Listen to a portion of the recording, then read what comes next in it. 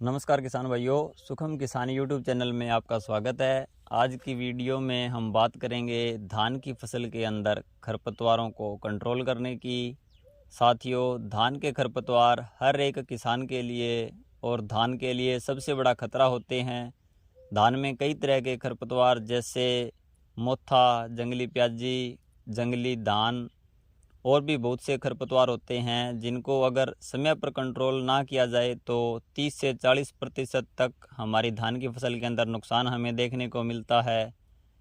सामान्य रूप से 0 से 3 दिन के भीतर केमिकल के द्वारा हम धान की फसल के अंदर खरपतवारों को कंट्रोल करते हैं, लेकिन कई बार ट्रांसप्लांटिंग में देरी हो जाती है या फिर बहुत सी ऐसी कंडीशन हो जाती है जिससे खरपतवारों का कंट्रोल नहीं हो पाता है। तो ऐसे में किसान भाई क्या करें? खेत में अगर पानी सूख गया तो किसान भाई खरपतवारों को कैसे कंट्रोल करें? क्योंकि खेत के अंदर पानी सूखने के बाद खरपतवार तेज़ी से बढ़ते हैं। बारिश ज़्यादा होने पर एक खेत का पानी दूसरे खेत में चला जाए तो किसान भाई क्या करें? तो कौन सी दवाई प्रयोग करनी चाहिए जिससे कि कोई भी प्रॉब्लम हमारी फसल के अंदर ना आए? आज हम इन सब सवालों पर बात करेंगे और आपको ऐसे 4 हर्बिसाइड मैं बताऊंगा, जिनमें से 2 प्री इमरजेंस जो कि खरपतवारों को उगने से पहले मारते हैं, और 2 ऐसे हर्बिसाइड आपको बताऊंगा जिनको आप पोस्ट इमरजेंस यानी कि खरपतवारों के उगने के बाद प्रयोग करते हैं तो यह खरपतवारों को मारते हैं।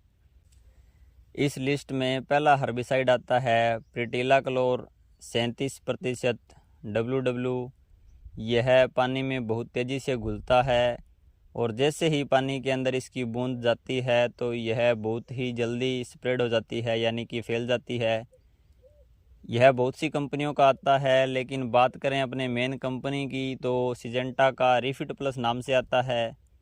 इसको आप धान की ट्रांसप्लांटिंग के 72 घंटे के अंदर डाल सकते हैं और यह सभी प्रकार के खरपतवारों जैसे मोथा, सेंजी आदि को कंट्रोल करता है, यानी कि उनको मारता है।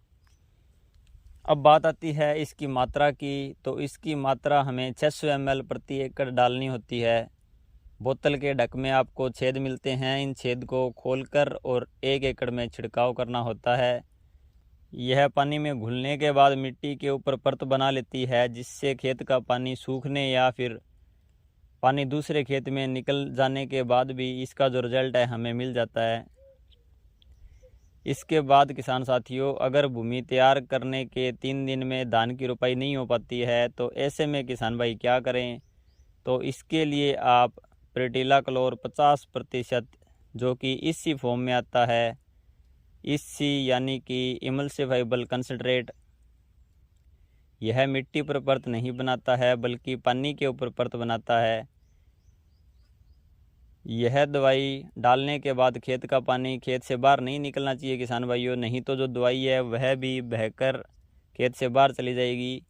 इसके बाद नंबर 2 पर जो हर्बिसाइड आता है जिसका यूज़ हम प्री इमरजेंस में करते हैं, इसको आप 0 से 7 दिन के अंदर डाल सकते हैं और इस दवाई का नाम है कोरियन। यह कोर्टिवा क्रॉप साइंस की आती है किसान भाइयों।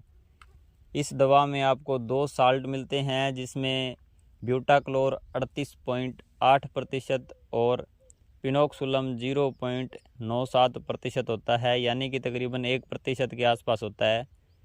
यह दवाई अगर किसान भाई धान की फसल में 7 दिन के अंदर डाल देते हैं तो बहुत ही शानदार रिजल्ट मिलता है और जो खरपतवार होते हैं उनका उगाव नहीं हो पाता है। यह महंगी ज़रूर है किसान भाइयों, लेकिन फसल के अंदर इसका झटका नहीं लगता है।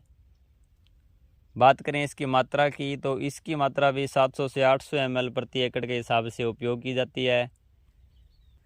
इसके बाद बात करते हैं उन हर्बिसाइड की जिनका छिड़काव खरपतवारों के उगने के बाद में किया जाना चाहिए, और इनका उपयोग करते समय खरपतवार जब 2 से 4 पत्ती अवस्था में हो उस समय इसका छिड़काव करें और इनका हमें स्प्रे करना है।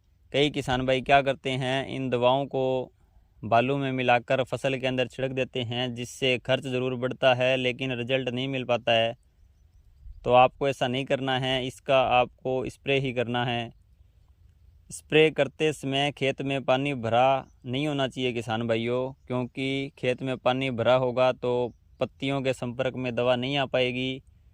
इसलिए खेत खाली होना चाहिए और नमी होनी बहुत ज़्यादा ज़रूरी है। इसमें पहला हर्बिसाइड जो आता है किसान भाइयों, वह आता है बिसपायरिवेक सोडियम 10% SC फॉर्म में आता है। यह PI इंडस्ट्री का नॉमिनी गोल्ड नाम से आता है और बायर का अडोरा नाम से आता है। इसकी 80 से 120 ml मात्रा प्रति एकड़ के हिसाब से पर्याप्त रहती है। धान के सभी खरपतवारों को उगने के बाद मारता है, धान को सुरक्षित रखता है। एक ही बार आपको इस दवा का स्प्रे अपनी फसल के अंदर करना है। धान जब 10 से 12 दिन की हो उस समय हम इसका छिड़काव कर सकते हैं, क्योंकि किसान भाइयों खरपतवार जो होते हैं वो शुरू के 15-20 दिन में सबसे ज़्यादा नुकसान करते हैं, क्योंकि इनकी बढ़वार बहुत ज़्यादा होती है और ज़मीन में ये खाद और पानी जो है वो ज़्यादा ग्रहण करते हैं। स्प्रे के 2 दिन बाद खेत को पानी से भरना है किसान भाइयों। 2 दिन आपको स्प्रे करने के बाद खेत को पड़ा रहने देना है। स्प्रे करने के लिए आप फ्लड फैन या फ्लड जेट नोज़ल का उपयोग करें। लास्ट हर्बिसाइड जो हमारी लिस्ट में आता है वह बायर कंपनी का काउंसिल एक्टिव नाम से आता है। इसकी 90 ग्राम मात्रा प्रति एकड़ के हिसाब से पर्याप्त रहती है। बात करें इसके अंदर टेक्निकल की, तो इसके अंदर टाइफामोन 20% और इसके साथ ही इथोक्सी सल्फ्यूरान 10% WDG फॉर्म में होता है, यानी कि वाटर डिस्पर्सिबल ग्रेन्युअल। ये साल्ट जो है किसान भाइयों महंगा है, लेकिन इसका रिजल्ट बहुत शानदार है। ये जो स्प्रे वाले साल्ट हैं किसान भाइयों, जैसा कि मैंने आपको बताया, इनको आप स्प्रे ही करें, खेत के अंदर रेत वगैरह में मिलाकर छिड़काव न करें। साथियों, आज की इस वीडियो में हमने बात की धान की फसल के अंदर उपयोग किए जाने वाले मुख्य खरपतवार नाशकों के बारे में।